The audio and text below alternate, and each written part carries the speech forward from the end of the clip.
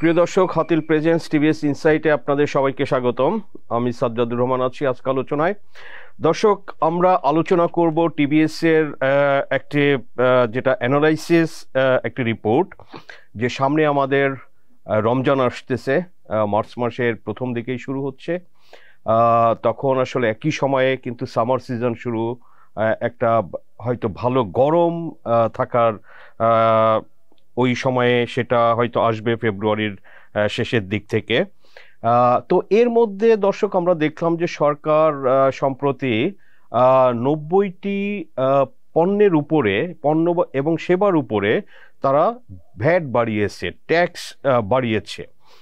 তো দর্শক, এরকম সিচুয়েশনে আবার আমরা দেখেছি যে প্রাইভেট পাওয়ার প্রডিউসার, যারা বিদ্যুৎ প্রডিউসার, তো তারা কিন্তু সরকারের কাছে যে তাদের একটা বাকি বিল পড়েছে, তো সেটার পরিমাণও 18,000 কোটি টাকা, এবং তারা গত 2 সপ্তাহে সরকারের বিভিন্ন লেভেলের সঙ্গে অ্যাটলিস্ট 3টি মিটিং করেছে যে তাদের যদি বকেয়া বিদ্যুৎ বিল এটা না দেওয়া হয় অন্তত পক্ষে 50%, সো তারা কিন্তু যে বিদ্যুৎ তৈরির জন্য যে ফুয়েলটা সেটা কিন্তু তারা আমদানি করতে সক্ষম হবেন না।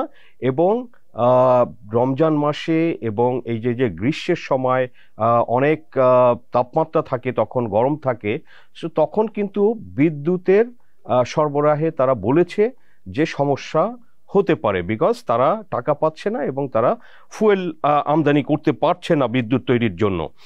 এবং দর্শক, এর সঙ্গে আমরা জানি যে ইন্ডিয়ার যে আদানি কোম্পানি থেকে বাংলাদেশ সরকার বিদ্যুৎ আমদানি করে থাকে, তাদেরও বিল $800 মিলিয়ন উপরে বকেয়া পড়েছে এখন পর্যন্ত। তারাও কিন্তু সরকারের কাছে বিলগুলো চাচ্ছে এবং তারা সরকারের থেকে একটা রোড ম্যাপ চেয়েছে যে বাংলাদেশ সরকার কিভাবে আসলে কখন এই বিদ্যুৎ বিলগুলো তারা পরিশোধ করবে। তো সেটাও পরিশোধ না করলে কিন্তু আসলে বিদ্যুৎ সরবরাহে একটা সমস্যা হতে পারে। সো দর্শক, এবং একই সঙ্গে কিন্তু আসলে বোরো চাষের ইরিগেশনের একটা পিক সময়টা হবে এই সময়গুলো, এবং যেখানে আসলে প্রচুর বিদ্যুতের চাহিদা হয়, বিকজ অফ এই ইরিগেশনের কারণে পানি দরকার হয়। তো এগুলো কিন্তু আসলে এরকম একটা ক্রিটিক্যাল সময় কিন্তু সামনে আসছে।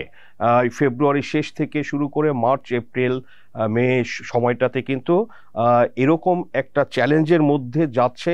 সো টিবিএস এই তাদের অ্যানালাইসিসে এটা আসলে আমরা একটু অ্যাডভান্সই করেছি, যেহেতু সরকারের পলিসি মেকারদের যাতে এগুলোতে অ্যাটেনশন আসে যে আসলে সামনে কি টাফ টাইম আসতে পারে সরকারের জন্য। তো সেটা আমি আমার একটা অ্যানালাইসিস রিপোর্টে দর্শক তুলে ধরেছি। তো সেটা নিয়ে আপনাদের সঙ্গে এই যে আর একটু বিস্তারিত আলোচনা করব যে এটা আসলে অর্থনীতিবিদরাও কি মনে করে এবং সরকার কি ভাবছে। তো দর্শক, ইন দ্য মিন টাইম সরকার এই যে 90টি পণ্য এবং সেবার উপরে যে তারা ট্যাক্স বাড়িয়েছিল, তো সেটা থেকে কিন্তু কিছু কিছু ক্ষেত্রে তারা অলরেডি কমিয়েছে। মোবাইলে টক টাইম, ইন্টারনেট এগুলো ব্যবহারে কিন্তু কমিয়েছে, বাট সেটা 7, 8, 9টা আইটেমের থেকে কমিয়েছে। তো বাকিগুলোতে কিন্তু আছে। তো এটা দর্শক অর্থনীতিবিদরা বলেছেন। আমি কথা বলেছি সিপিডির নির্বাহী পরিচালক ডক্টর ফাহমিদা খাতুনের সঙ্গে এবং বিআইডিএস এর সাবেক মহাপরিচালক ডক্টর মুস্তফাকে মুজেরির সঙ্গে, তো ব্যবসায়ীদের সঙ্গে। সো সবার কথা হচ্ছে যে this is not the right time যে এই সময়ে সরকারের ট্যাক্সটা বাড়ানো। তো সেটা কিন্তু আসলে এই ডিসিশনটা বলছে যে অলরেডি আমাদের অর্থনীতি একটা স্লো ডাউনের মধ্যে যাচ্ছে। তো দর্শক, আমরা জানি যে জুলাই সেপ্টেম্বর কোয়ার্টার, যেটা এই বর্তমান অর্থ বছরের প্রথম কোয়ার্টার, তো সেখানে কিন্তু আমাদের জিডিপি গ্রোথটা 1.81% হয়েছে, যেটা আসলে প্রায় 4 বছরের মধ্যে কিন্তু সর্বনিম্ন। তো এই সিচুয়েশনে ইনফ্লেশন, ডাবল ডিজিট ইনফ্লেশন, এটা অলমোস্ট গত 3 বছর ধরে। সো দর্শক, আমরা জানি যে মানুষ কতটা কষ্টের মধ্যে আছে, স্পেশালি সাধারণ মানুষ যারা ফিক্সড আয়ের মানুষ, যারা লো ইনকাম গ্রুপ, তাদের জন্য কিন্তু আসলে খুবই একটা কষ্টকর সময় যাচ্ছে। তো এই সিচুয়েশনে, এরকম সময়ে তো অর্থনীতিবিদরা বলছেন যে সরকারের, এই অন্তর্বর্তীকালীন সরকারের কোনোভাবেই এই ট্যাক্স বাড়ানোটা তাদের উচিত হয়নি। তারা বলছেন যে এটা অবিবেচক বা অযৌক্তিক ব্যাপার, এরকমেরও তারা টার্ম কিন্তু ব্যবহার করেছেন। সো দর্শক, এই যে এখন আসলে সরকারের যেটা করা দরকার, যে কি করতে পারে, আমি কথা বলেছি অর্থনীতিবিদদের সঙ্গে যে আসলে সরকারের কি করা উচিত। সরকারের তো আসলে ট্যাক্সও দরকার। আমরা জানি যে আইএমএফ থেকে লোন নিচ্ছে সরকার, বাংলাদেশ সরকার, যেটা চতুর্থ কিস্তি সামনে আছে পেন্ডিং। সো দর্শক, আইএমএফ এর যে এই লোনগুলোর সঙ্গে বিভিন্ন শর্ত, তো সেটার অন্যতম একটা শর্ত যে বাংলাদেশে ট্যাক্স বাড়াতে হবে, এবং ট্যাক্স জিডিপি রেশিওটা যেটা less than 8%, one of the lowest in the world. তো এটা কিন্তু তাদের বাড়াতে হবে, একটা প্রেশার তাদের এই লোন দেওয়ার শর্তের সঙ্গে কিন্তু আছে, আমরা জানি এবং আমরা বিভিন্ন সময় লিখেছি।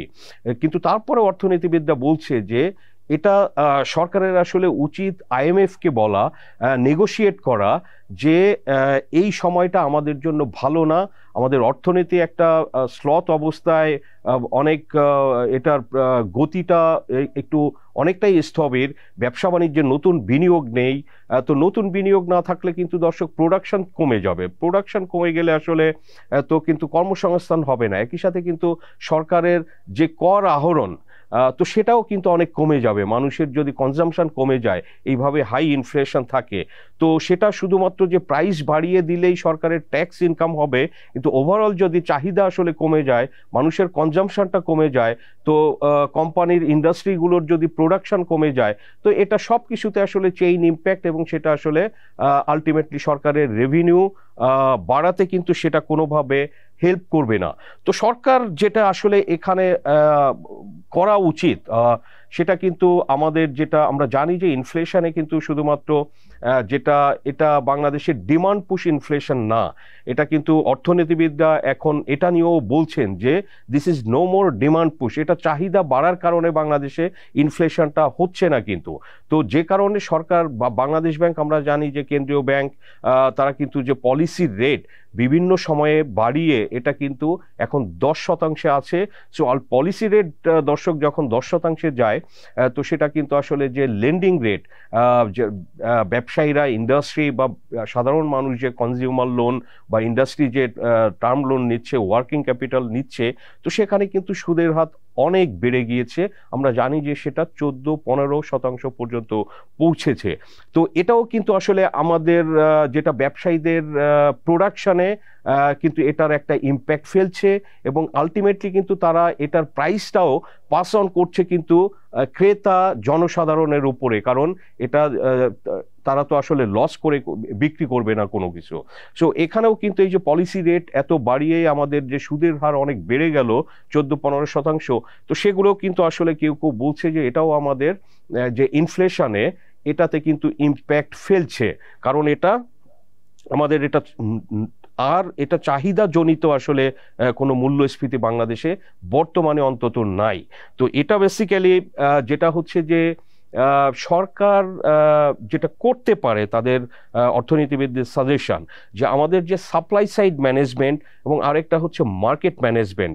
সো দর্শক, আমরা জানি যে যে মার্কেট ম্যানেজ, বাজার ব্যবস্থাপনা, এটা কিন্তু বাংলাদেশে আসলে অনেক দুর্বল, এবং এখানে একটা দুর্বৃত্ত পরায়ণতা কিন্তু আছে। আমরা জানি যে এখানে চাঁদাবাজি থেকে শুরু করে সেটা বিভিন্ন লেভেলে, আমরা জানি যে পুলিশও বিভিন্ন জায়গা থেকে এই যে একটা ট্রাক যেটা বিভিন্ন দ্রব্য নিয়ে নর্থ বেঙ্গল থেকে ঢাকা আসে, এগুলো কিন্তু অনেক জায়গাতেই এটা চাঁদা দিতে হয়। সো আমরা দেখেছি যে 5ই অগাস্টের যে গণ অভ্যুত্থান এবং শেখ